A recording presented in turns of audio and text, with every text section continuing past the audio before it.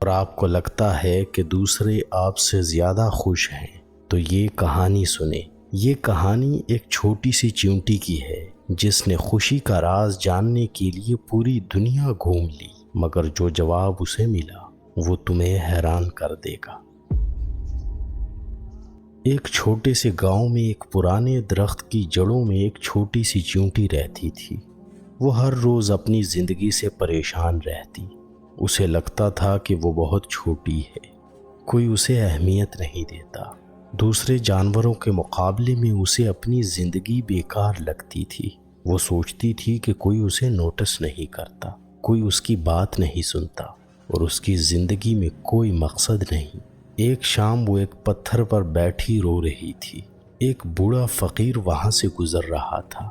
اس نے چیونٹی کو دیکھا اور پوچھا، بیٹی یہ آنسو کیوں؟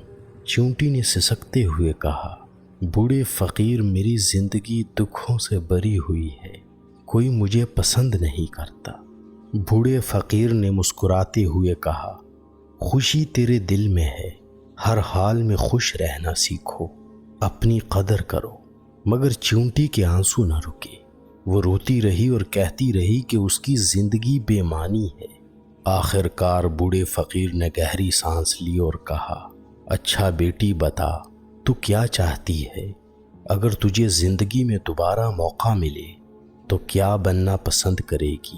میں تجھے وہ بنا دوں گا۔ چیونٹی کی آنکھوں میں چمک آئی۔ اس نے فوراً کہا، میں ایک رنگ برنگی تتلی بننا چاہتی ہوں۔ سب مجھے دیکھیں گے، میری خوبصورتی کی تعریف کریں گے اور میں آزاد ہو کر پھولوں پر ناچوں گی۔ بوڑھے فقیر نے سر ہلایا اور کہا، ٹھیک ہے، مگر ایک شرط ہے۔ تو پہلے تتلی سے جا کر پوچھ کہ وہ اپنی زندگی سے کیوں خوش ہے۔ اگر تو خوشی کا راز جان لیتی ہے تو پھر میں تجھے تتلی بنا دوں گا۔ چیونٹی خوشی سے اچلتی ہوئی نکل پڑی۔ وہ ایک پھول پر گئی جہاں ایک تتلی اپنی رنگین پروں کو ہلا رہی تھی۔ چیونٹی نے کہا، اے تتلی، تم کتنی خوبصورت ہو، سب تمہیں دیکھ کر خوش ہوتے ہیں، تم تو بہت خوش ہوگی۔ تتلی نے اداس ہو کر کہا، نہیں بہن، میری زندگی مشکل ہے، سب مجھے خوبصورت کہتے ہیں، مگر میری عمر بس چند دنوں کی ہے، میں جلد ختم ہو جاتی ہوں، اس لیے میں ہر وقت ڈرتی ہوں کہ میرا وقت ختم ہو رہا ہے۔ مجھے لگتا ہے شہد کی مکھی سب سے خوش ہے کیونکہ وہ شہد بناتی ہے اور سب کے لیے مفید ہے۔ چیونٹی تتلی کو چھوڑ کر ایک باغ میں شہد کی مکھی کے پاس گئی۔ مکھی پھولوں سے رس پی رہی تھی۔ چیونٹی نے کہا، اے مکھی، تم شہد بناتی ہو جو سب کو پسند ہے، تم تو بہت خوش ہوگی۔ مکھی نے اداس آواز میں کہا، نہیں بہن، میری زندگی آسان نہیں، میں دن رات محنت کرتی ہوں، مگر لوگ میرا شہد چوری کر لیتے ہیں، کبھی کبھی تو وہ مجھے مار بھی دیتے ہیں، میں اپنی محنت کی قدر نہیں پاتی۔ مجھے لگتا ہے خرگوش سب سے خوش ہے کیونکہ وہ جنگل میں آزاد گھومتا ہے۔ چیونٹی جنگل کی طرف دوڑی جہاں ایک خرگوش ہری بھری گھاس پر اچھل رہا تھا۔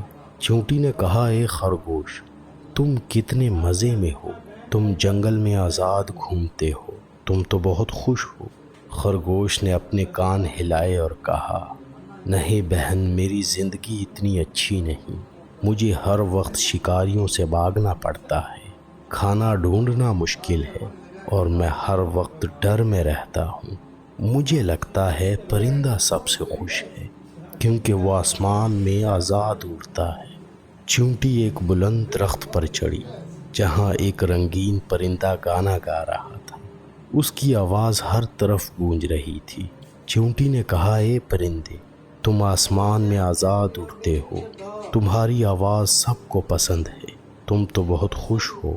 پرندے نے اپنے پر ہلائے اور کہا، نہیں بہن، میری زندگی آسان نہیں، کھانا ڈھونڈنا پڑتا ہے، شکاری پیچھا کرتے ہیں، سکون کہاں۔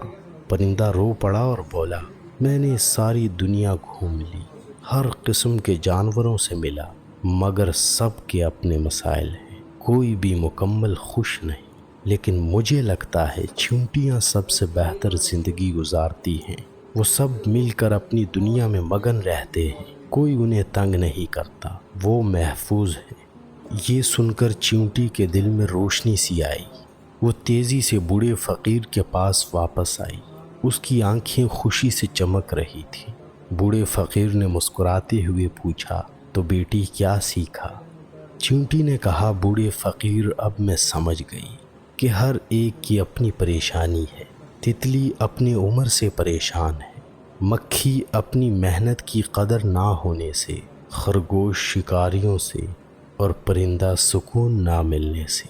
मैं वही रहना चाहती हूँ जो हूँ। अब वो पहले से ज़्यादा खुश थे।